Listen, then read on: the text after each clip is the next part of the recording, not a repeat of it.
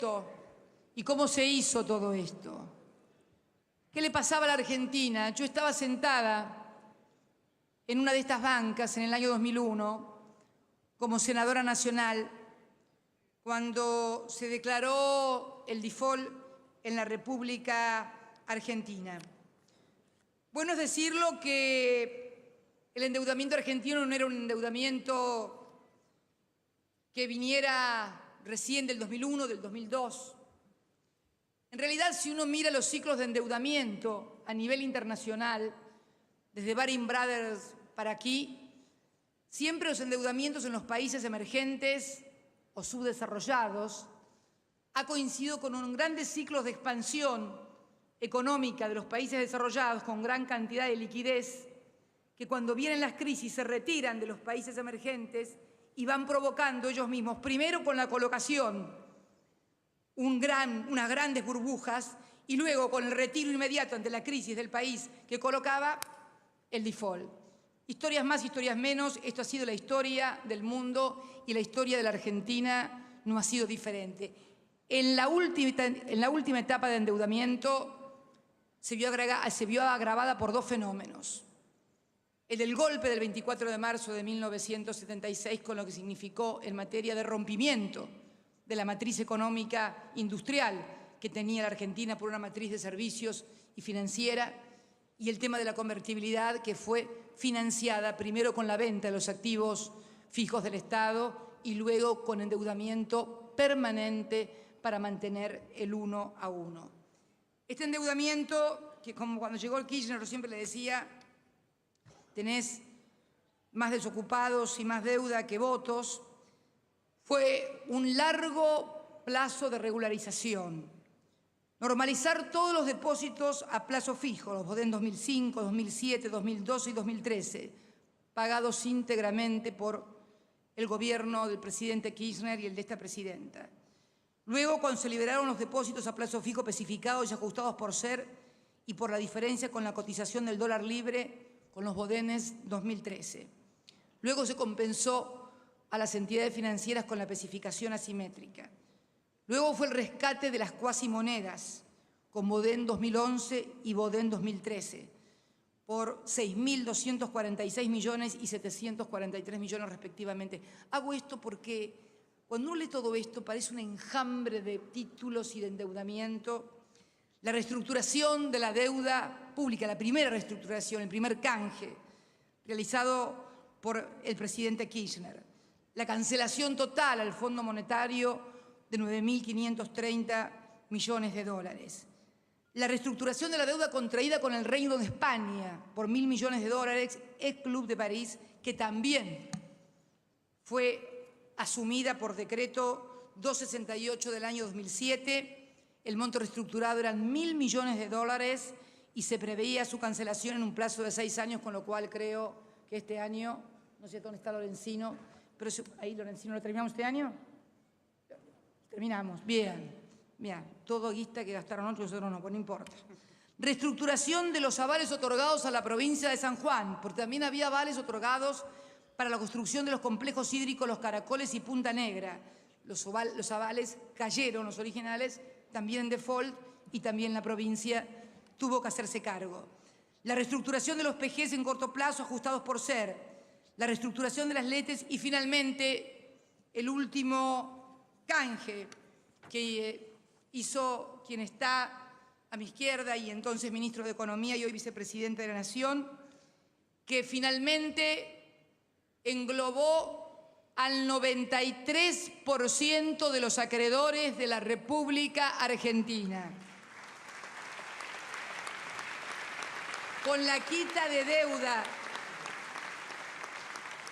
y con los plazos que, como Kirchner decía, nos permitieran crecer para poder pagar.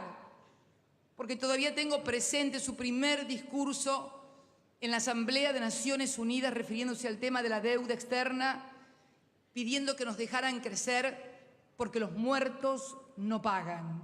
Recuerdo aquella frase como si fuera hoy.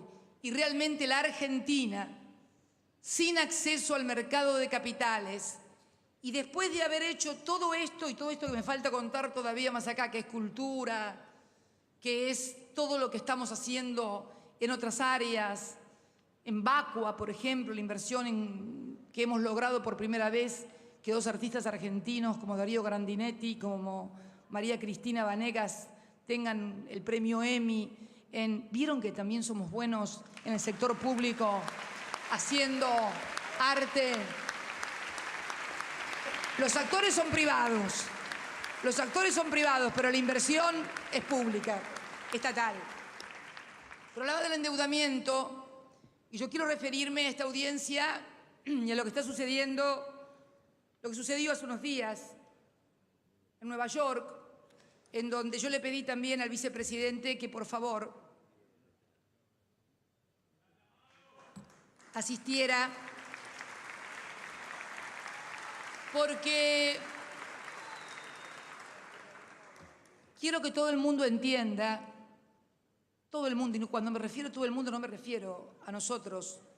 A veces vieron que los argentinos nos comportamos como si Argentina fuera un planeta en lugar de un país, ¿no? Yo tengo esa sensación muchas veces que nos comportamos como si las cosas sucedieran solamente acá o nos pasaran solamente a nosotros.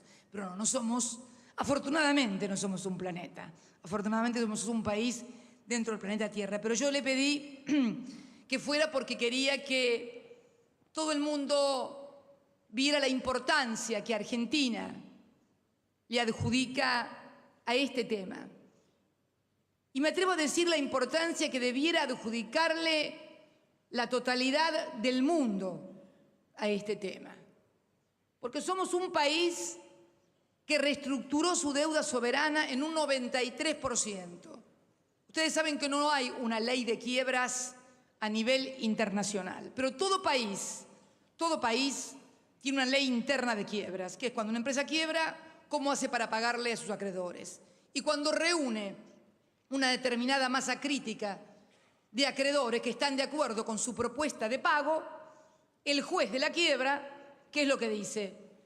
Está bien, esto es lo que va a pagar, esto es lo que va a pagar. En nuestro país es el 66%. Cuando una empresa quiebra, si el 66% de los acreedores está de acuerdo con la propuesta de pago del quebrado, el juez homologa esa quiebra y se paga esa oferta que ha hecho el quebrado. Nosotros tuvimos una situación similar en el año 2001. Un quebrado, pero sin ley internacional. El único quebrado, el más grande, el default más grande de la historia. 166.000, 170.000 millones de dólares. Pero hoy no somos los únicos quebrados. Hoy no somos los únicos fundidos. Es muy posible, y no lo digo con alegría, porque parte de esto también nos impacta negativamente en nuestra propia economía. Es muy probable que muchos países del mundo, más temprano que tarde, pese a que se niegan, pese a reestructuraciones, a salvatajes que me hacen acordar al blindaje, al megacanje y a todas esas cosas, van a tener que reestructurar su deuda con quitas importantes y con plazos largos. ¿Cómo va a pagar si no determinados países como Grecia, como España o como se está descubriendo ahora en Italia, donde además tenemos el drama del no gobierno? Entonces, esta situación de Argentina es un leading case, un auténtico leading case, pero no solamente un leading case económico, como algunos quieren hacerlo creer, o financiero. Es un leading case político, porque significa, si el mundo, si los principales dirigentes mundiales, los que integran el G20, los titulares de los grandes organismos multilaterales, si los gobiernos de los distintos países del mundo van a permitir que un puñado que puede cabernos en esta mano arruine a todo el mundo, a las sociedades, con millones de desocupados, de desahuciados, de gente que se suicida, que pierde el trabajo, que no tiene estudio, que no tiene casa, o va a privilegiar a sus sociedades, a sus pueblos, a sus países, a sus historias, a sus patrimonios. Eso es lo que está en juego hoy en el mundo. Tienen que entenderlo. La Argentina La Argentina, la Argentina,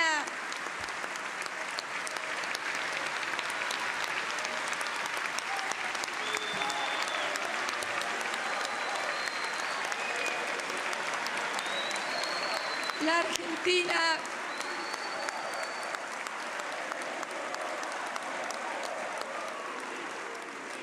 la Argentina, la Argentina, los 40 millones, hemos hecho un esfuerzo descomunal,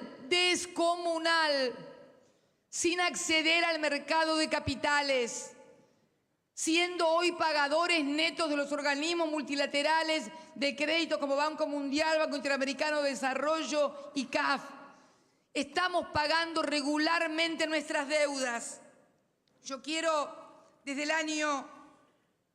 año 2005, hemos pagado, esta última parte con reservas, pero hemos pagado con reservas desde diciembre del 2002, 32.000 millones de dólares. Hemos destinado parte de nuestras reservas al pago de la deuda sin acceder al mercado de capitales. Hemos pagado rigurosamente todo lo que nos hemos comprometido. En el 2004, en el 2005, en el 2010, le hemos pagado al fondo. Y estamos también dispuestos a pagarle a estos fondos buitres, pero no en mejores condiciones que al 93% que confió y apostó por la Argentina. Porque estaríamos cometiendo primero un delito, primero un gran delito, porque estaríamos estafando y defraudando. Estaríamos estafando y defraudando al 93% de los acreedores que creyeron en la Argentina de distintos países del mundo. En el último entraron 450.000 bonistas italianos, jubilados que habían sido engañados por los bancos italianos, que le colocaban los fondos que sabían que iban a ser defaulteados en la Argentina como buenos. Porque esta también es la otra historia. Cómo han engañado a la gente. Entonces, hemos estado pagando y vamos a seguir pagando porque estamos dispuestos también a pagarles, pero a pagarles en las mismas condiciones que el 93%. Si no, estaríamos no solamente violando la ley argentina, dos leyes argentinas, la del primer canje y la del segundo canje. Estaríamos estafando y defraudando a los que apostaron por nosotros y estaríamos estafando y defraudando a la economía y a las finanzas argentinas porque le estaríamos sustrayendo sumas que luego nos serían demandadas por el resto de los y que serían impagables. Porque lo peor de toda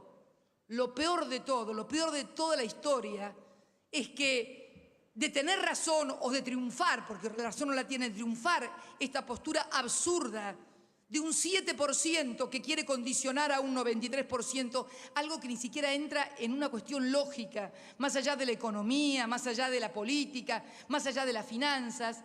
Si realmente la Argentina tuviera que volver a pagar 170.000 millones de dólares, volvería a quebrar y tampoco podría pagar. Sería como el cuento de la Cándida Heréndida de García Márquez, que es lo que quieren en realidad, que nos sigamos endeudando, porque lo que no le perdonan a la Argentina no es como algunos dicen que expropiaron aguas argentinas o YPF. Miren, hay un gran amigo nuestro, Evo Morales, que ha expropiado hasta el pasto y sin embargo consigue dinero al 4,4% anual. El problema es que no hemos vuelto a pedir prestado, que no hemos vuelto a hacer negocio financiero.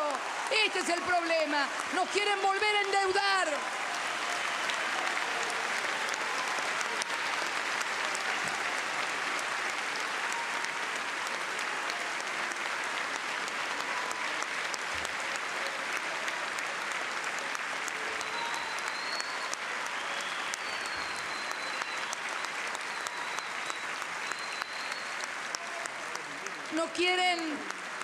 Nos quieren volver a endeudar y no es que uno esté en contra de los endeudamientos, porque si uno consigue un endeudamiento para una obra de infraestructura a una tasa aceptable, el endeudamiento no es en sí mismo el crédito, porque la contraparte del endeudamiento es el otorgamiento de un crédito, pero el endeudamiento para pagar deuda financiera es realmente como endeudarse para pagar gastos corrientes. Realmente cuando uno se endeuda es para capitalizarse, no para gastos corrientes. Entonces yo creo que este es el verdadero problema, que no nos volvemos a endeudar y que fundamentalmente hemos tenido éxito sin seguir sus políticas. Es más, hemos ido a contramano de todas y cada una de las cosas que nos decían que teníamos que hacer y no fue bien. Eso es lo que no nos perdonan y por eso nos quieren castigar.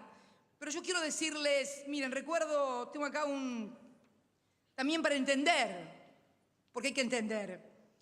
Invierno del 82, esta deuda que hablábamos, yo hablaba de... En ese entonces era presidente del Banco Central, el doctor Domingo Cavallo, y decía, voy a hablarles ahora, dijo Cavallo, a los empresarios, industriales, agricultores, comerciantes que están altamente endeudados con el sistema financiero. Quienes estén endeudados en pesos y han estado pagando tan altas tasas de interés a partir de ahora pagarán como máximo el 6%. Le hablaba a los empresarios grandes, no le hablaba al pyme, ni al kiosquero de la casa de tu esquina, ni al que tiene el taller mecánico a la vuelta de tu casa, olvídate. No quiero decir los nombres de las empresas porque no quiero entrar en polémicas, pero no son pymes, ni mini pymes, ni medianas.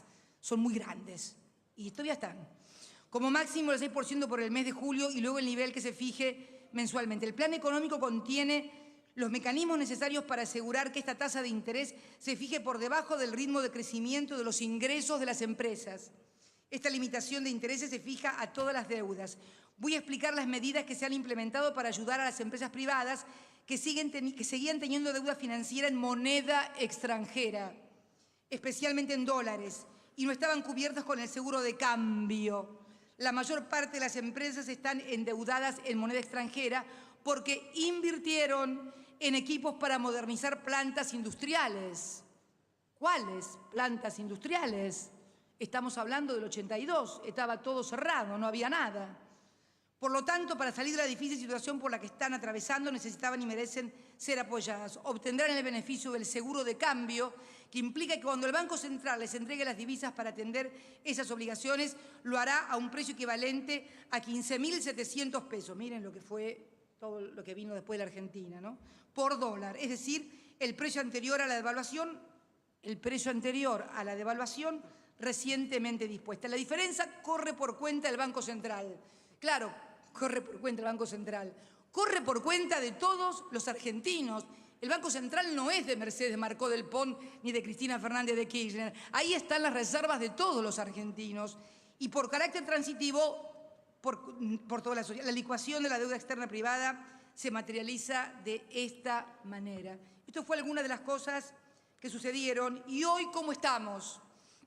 Hoy estamos de haber pasado de un 138-140% del PBI de endeudamiento, estamos en un 41,5%, del cual el 13% es deuda del sector, con el sector privado un 9,4% y solamente un 8% en moneda extranjera. Y la deuda con el sector privado del 12,2%, 8,7%. Pero lo que es importante, de 1976 en adelante, este es el único gobierno que produjo una sustancial reducción de la deuda pública en relación al tamaño de la economía. Yo quiero que ustedes vean este gráfico hecho por el Banco Central. Estas son todas las deudas. Dictadura militar, 76-83, el otro gobierno, convertibilidad, de la Rúa, dual, bueno, no importa. No vengo acá a refregar nada a nadie ni a pedirle cuentas a nadie, simplemente a contar lo que pasó, que todos lo sabemos además. Miren ustedes la reducción brutal que hizo él del 83% del año 2003 al 2007 y el 7% que fue la reducción más chiquita mía.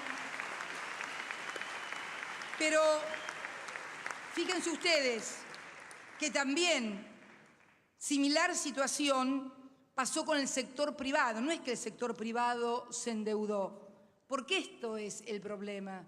El sector privado también se endeudaba y se endeudaba mal porque el país iba mal y porque no producía. Cuando el país le va bien, también el sector privado puede endeudarse de una manera que es absolutamente manejable. Similar situación se presentó al analizar el nivel de endeudamiento externo del total público más privado de la economía. Lo mismo. También es muy bajo el riesgo de refinanciación del sector privado. Esto es muy importante. Es muy importante porque tenemos que saber que tenemos un montón de capacidad instalada y ociosa. En enero, la capacidad instalada en uso de la industria, el promedio era del 66%, con lo cual significa que tenemos capacidad instalada ociosa, que se puede seguir invirtiendo. Y además, el riesgo de refinanciación del sector privado, la deuda que éste mantiene con el resto del mundo es solo el 3,8% del producto. Debe ser el momento de endeudamiento menor del sector privado, no solamente, porque además van juntos. Esta es la otra cuestión que nunca se entendió en Argentina y que sí lo entendieron otras burguesías u otros sectores. No le puede ir bien, o le puede ir bien durante un tiempo a algunos si le va mal al resto y al país. Tiene que irle bien al sector público y al sector privado, porque el sector público está representado en la gente, no circunstancialmente en los legisladores, legisladoras o en la presidenta de turno. El sector público representa al pueblo, a la sociedad, y por lo tanto es básico que se entienda que lo público y lo privado van de la mano indisolublemente unidos. Por eso decía yo que esta audiencia que tuvo lugar hace apenas 2 días en Nueva York, un día, tiene una implicancia que excede la Argentina, que excede el mundo de las finanzas. Y también quiero decir, como presidenta de todos los argentinos, que vamos a seguir pagando nuestras obligaciones en dólares tal cual lo venimos haciendo desde el año 2005. Que no vamos a violar ninguna ley argentina, pero tampoco vamos a cometer ningún fraude, ninguna defraudación contra el 93% de los acreedores que creyeron en la República Argentina y están recibiendo y que ofrecemos a estos fondos denominados buitres que reciban de la misma manera que reciben quienes hoy están cobrando, con la misma quita y en los mismos plazos. Esto es equidad y esto es justicia. Ahora, si hay un país o hay una justicia o hay un sistema que elige perjudicar a un 93% para beneficiar a un 7% y perjudicar las finanzas del mundo y el equilibrio, si se quiere, financiero del mundo, bueno, la verdad que comenzaría a dudar si puedo tratarla de justicia o si puede haber un sistema que se denomine de esta manera cuando se toman decisiones de esta naturaleza. Pero